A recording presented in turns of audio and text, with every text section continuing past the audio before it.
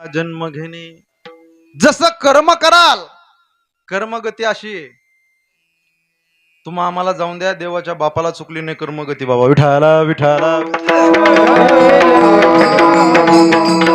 हो, मी टीव्ही वरती बोलून जगाच्या इतिहासामध्ये असा एक साधू होऊन गेला दादा, बापा करता नैष्टिक ब्रह्मचारी राहिला.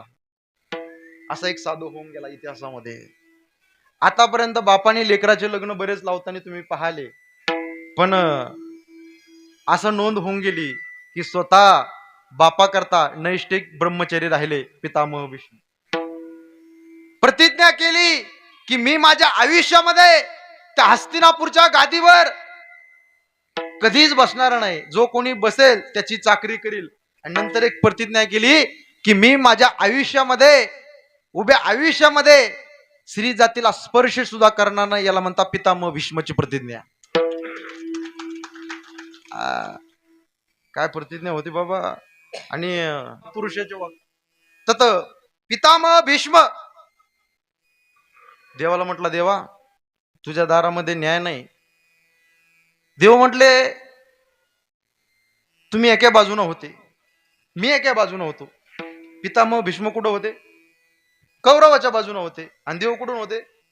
पांडवाच्या बाजूने होते.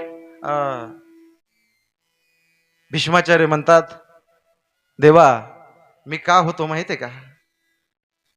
जर देवा मी पांडवाच्या बाजूने असतो तर माझा रथ तुझ्या रथाच्या मागे असता.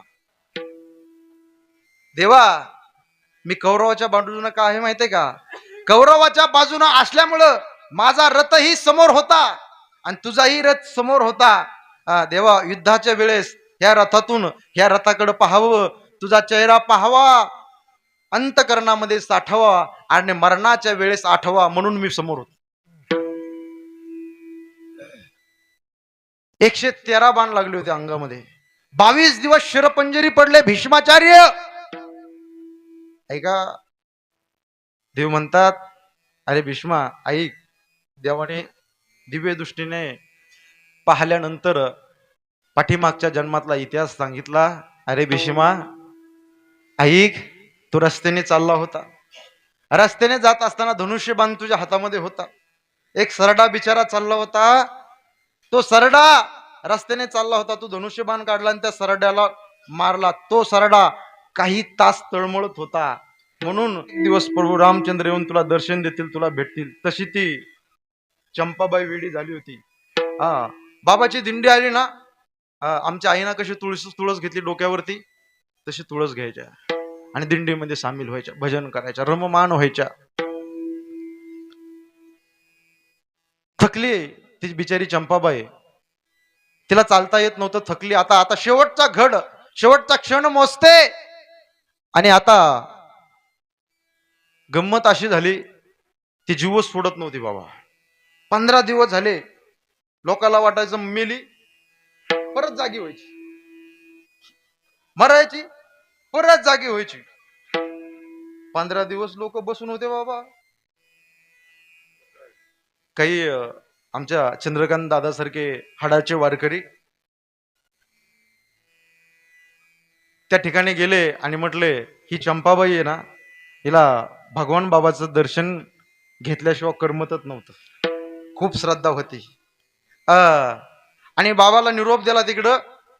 आणि बाबा घोड्यावरती बसून, गंगा नावाचं घोडं, त्या घोड्यावरती बसून बाबा आले आणि पाहिलं, चंपाबाई मी भगवान बाबा आलोय. त्या माय माऊलीना डोळे उघडले आणि ढसा ढसा डोळ्यामध्ये पाणी आलं. रडत होती मोठ्या मोठ्याने, धाय मोकलून, बाबा अव बाबा. लोकांच्या लक्षात आलं आणि आपला देह सोडून दिला. काय अधिकार होता बाबा, काय ताकद होती संत महाबाई. ठेवा कर्मगती अशी, तुम्ही जसं केलं ना तसं भोगावं लागतं.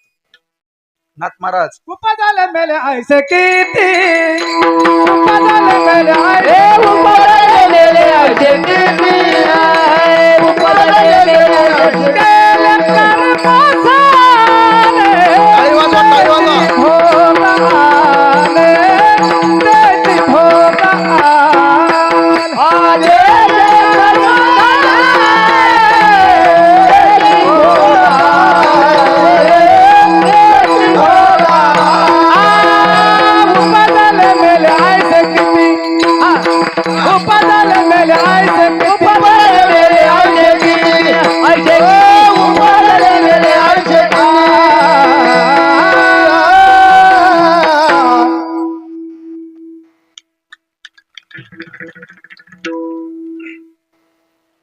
केले कर्म झाले तेची भोगाले उपजले मेले ऐसे किती हरिमुखी गाता हरपली चिंता त्या नाही मागुता